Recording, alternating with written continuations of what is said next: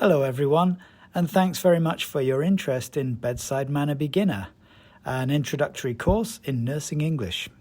My name's Simon Kappa, and I've been teaching in the Japanese Red Cross Hiroshima College of Nursing for 20 years now, so I like to think I'm well informed about the needs and the abilities of nursing students. This particular course was designed for first-year students, and that sometimes means large classes of up to 50 nursing students. Some love English, some hate it, some are reasonably high proficiency, and some are very low indeed.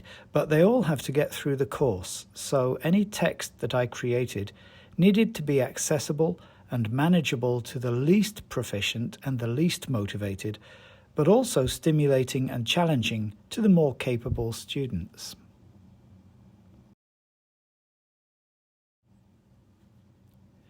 So, in designing Bedside Manner Beginner, I kept two important elements in mind. First, the goal should be communication. In my experience, most nursing English textbooks lack this focus. Essentially, we're aiming for basic communication with patients, and of course, much of this involves general, everyday communication, albeit in a hospital setting. Secondly, most nursing textbooks overload the learners with vocabulary and lack the methodology to help them learn it. So I've kept to a basic, limited range of key expressions and key vocabulary that are constantly recycled throughout the course. We don't use specialised language. This is the English of nurse and patient at a basic entry level of ESP, or English for specific purposes. This may be a new experience for many students, so there's a message at the beginning of the book to give some guidance about how to be more effective learners.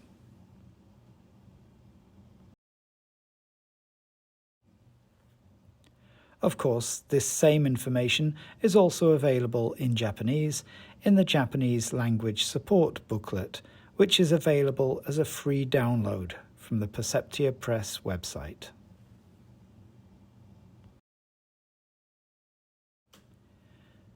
This Japanese language support book also has some useful background information about making questions and about the type of grammar that we'll be dealing with in nursing English communication.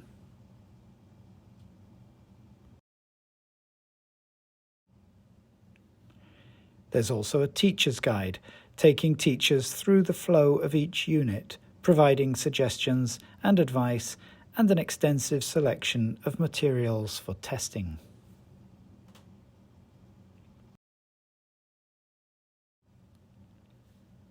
So, let's take a look at a couple of units. As you can see, this first unit starts with Get Ready. That's an activity that introduces the key vocabulary for the upcoming unit. I introduced this at the end of the previous class to allow students time to check on meanings and memorize it. If pronunciation needs work, you can point them to the free audio on the Perceptia Press website, or have students use Quizlet, an online vocabulary learning app which is introduced at the end of this slideshow. Each unit starts with a focus on 8 key expressions. It's very important not to overload the students with too much at this stage, so we limit the key expressions to 8.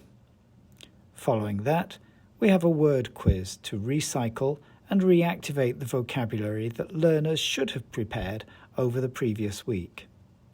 And following that, a listening activity to preview the first conversation.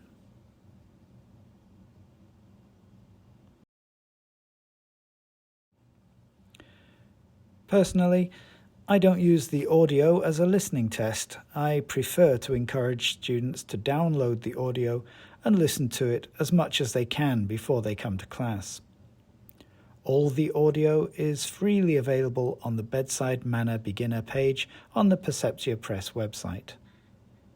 After practicing Conversation 1, we have a brief communication tip, advising learners how to improve their communication skills, and then we go to a very short Check It activity.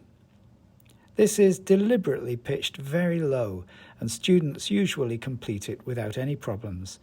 It's really just a sneaky device to get them to recycle the key expressions one more time before they do the keyword recreation. Keyword recreation is the first practice step towards the role play.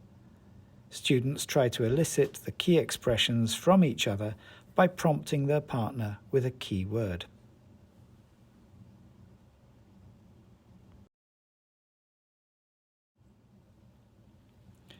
Then we move on to the second conversation. Again, this features the contextualized key expressions. This, in turn, leads to our final objective, the role play. Some are more structured than others. This one relies simply on the keywords being used more or less in sequence. But students shouldn't make the mistake of just diving in with, "Could you tell me your name, please?" Rather, they should use the key expressions to create a more holistic role play that begins with the nurse helping the foreign patient as soon as they ask for assistance. Learners practice the role play as nurse and patient, reversing roles and practicing until they feel confident to do the task with a reasonable degree of fluency. Learners may use their books initially, but ultimately should aim to be able to carry out the role play largely without support. The role play provides a perfect option for conducting speaking tests, and there's plenty more about that in the teacher's guide. After that, there's a can-do challenge. The first part of the can-do challenge checks that key vocabulary and expressions can be adequately recalled and that students are well prepared to do the second can-do challenge, which is to do the unit's role play again. Actually, I'd encourage you to do this part at the beginning of the following class. It helps students if they can space out their learning and encourages retention. Following this, the dictation and what did you say activities provide a little more focused listening practice. This can be used in class, but ideally it's set for homework. The dictation activity is also available on the Zengengo platform, which again I'll mention at the end of this video. Next, at the end of each unit, there's a writing activity, and then the last stage is the Get Ready vocabulary section, as I mentioned earlier, to prepare vocabulary for the next unit.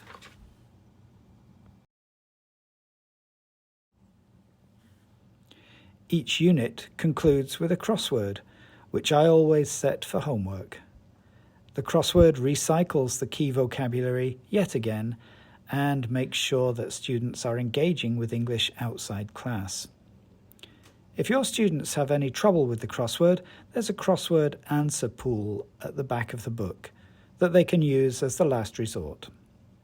And if you have time, there are so many ways to use crosswords more communicatively in class and outside.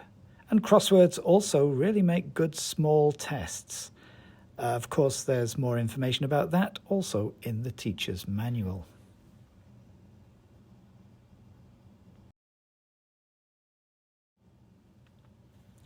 And then we start again with a new topic. Here, the key expressions and the key words.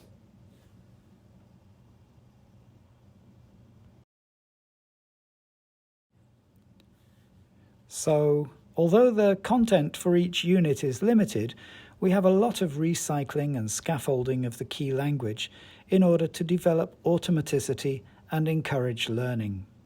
The activities are all short and constantly recycle the key language as we work towards the role play.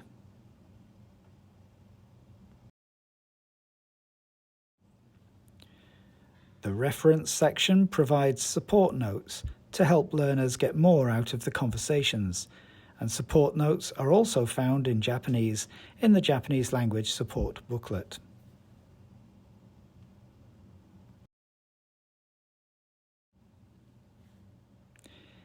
Here you can see that the conversation notes are available in Japanese and English.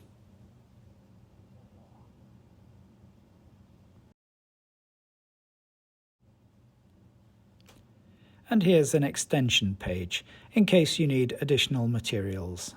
And on the right, a link to an engaging game of spelling bingo.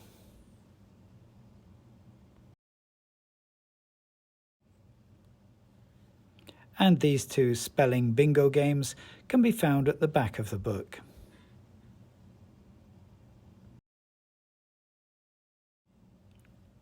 Along with a comprehensive word list, which also has a bilingual list as part of the free downloadable Japanese language support booklet.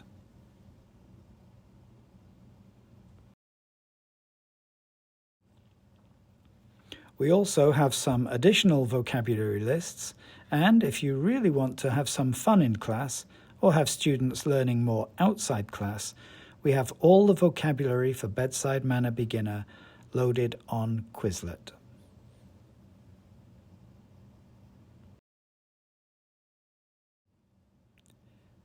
If you're not familiar with this free app and website, go back to the Perceptia Press Bedside Manner Beginner page and take a look at the explanation on how to use Quizlet, or simply go to the Quizlet page and do a search for Bedside Manner Beginner. It's a wonderful resource for students and they love playing Quizlet live in class.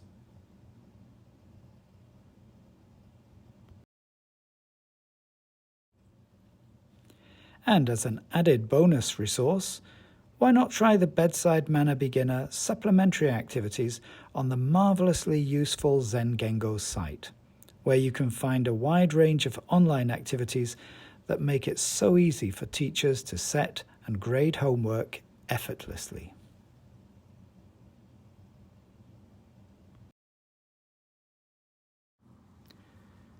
Finally, just a reminder that you can order a sample copy of Bedside Manner Beginner from the englishbooks.jp website, or feel free to contact me through the Perceptia Press website. Thanks very much for watching.